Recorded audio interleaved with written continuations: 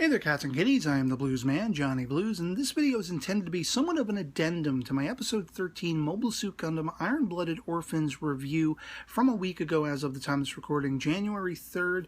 In lieu of the fact that apparently episode 14 of Iron-Blooded Orphans is going to be held off for another week. Apparently, I've come to learn Japanese broadcasting stations take a week off from airing anything new after the new year, and so we will not be able to expect episode 14 until January 10th. And because I felt very much, episode 13 came out 2 days after Christmas, a day after my birthday, which is subsequently the day after Christmas, and the fact that I've been feeling very under the weather the last couple of weeks, I feel like I wasn't as cognizant of some of the details of that episode as I probably ought to have been, especially on the side relating to Farid McGillis, the Gallahorn, and his relationship with Gylo Baudouin's sister. I mean, so much so that I was actually referring to him as, Baudouin in that review very incorrectly, because at that point I felt like I was only sort of cursorily familiar with both of them. I really wasn't that familiar with them, and a lot of what was going on with them I wasn't that invested in, so I almost considered them to be interchangeable and thus was calling one by the other's name and all that kind of stuff.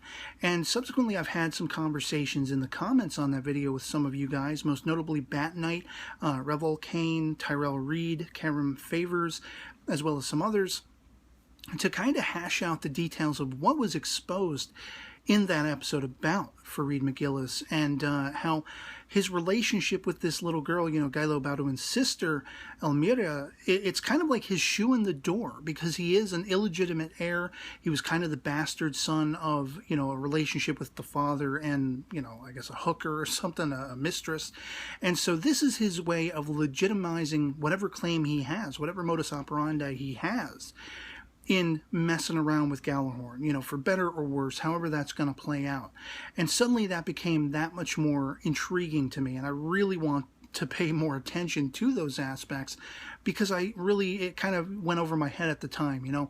I had only been familiar with both of these characters as referenced by the names Farid and Baudouin, and I hadn't become familiar at all with their full names. So when they're suddenly referring to them as McGillis and Gylo, I'm like, okay, who are we talking about now? I'm just completely ignoring it. I'm oblivious to it.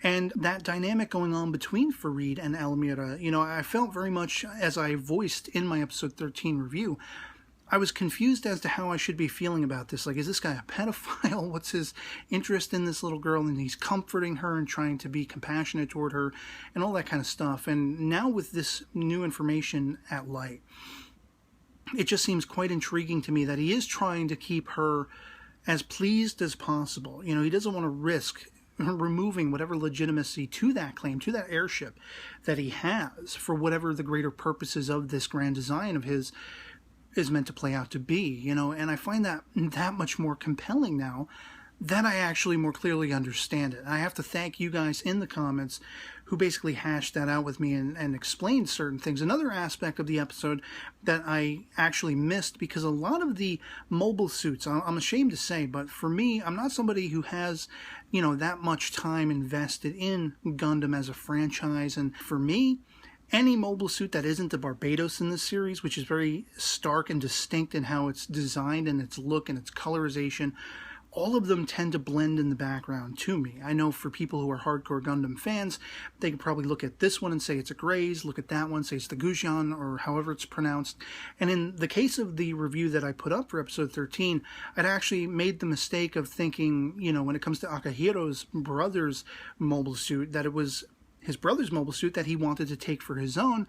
Lo and behold, I had it basically explained to me in the comments that no, this is the Gushan, the sort of, that much bigger, grander, for all intents and purposes, Brewer's mobile suit, the one that had actually taken Masahiro's life. And with the attachment being voiced by Akihiro in that moment, with that in mind, it's so much more creepy and it's so much more intriguing and compelling that he feels like he can only have sort of, a link and a bridge to his brother in the aftermath of his brother's death with the mobile suit that took his brother's life.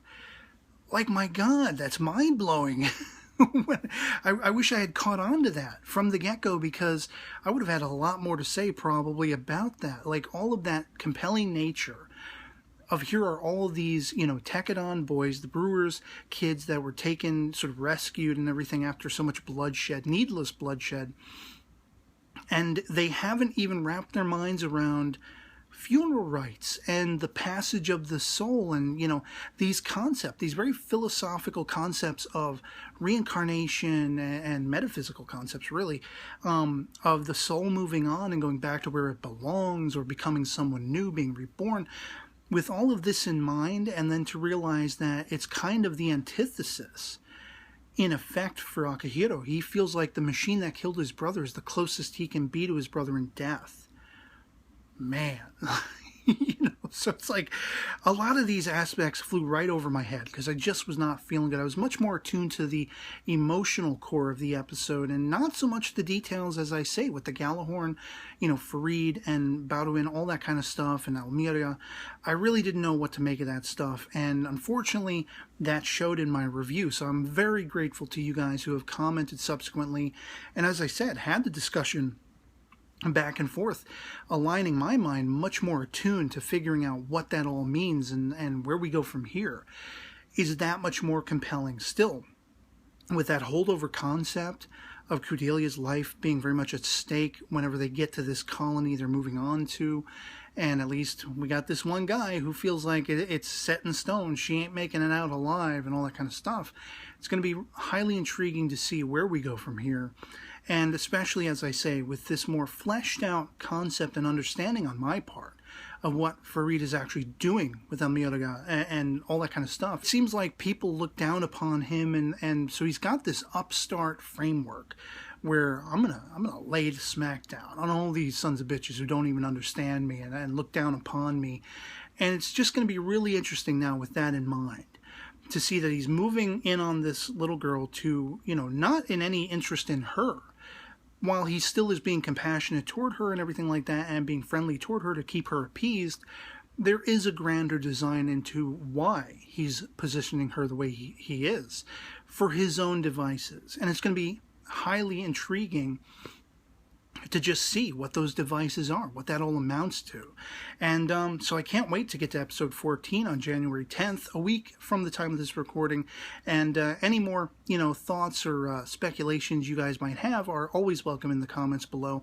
But I primarily wanted to put this up, as I say, as an addendum to just sort of flesh out those ideas, since we have another week to go anyway. I didn't want to start the next review and then have to cover all this ground and let you guys know that I'm up to date with it. So, yeah, always love hearing from you guys. Thank you very much for adding to my understanding of what the hell was going on with Farid and everything like that. And now actually bringing me to a position where I can tell the difference between Farid McGillis and Gilo Baudouin and all that kind of stuff, because I don't know. I'm still kind of lost on the fathers and everybody, who is who among all of that. But I'll hopefully be more attuned to figuring it out and piecing it together and following along with it from here on out. So otherwise, I hope this video finds you well. That'll be pretty much it for me on this, and I'll catch you later.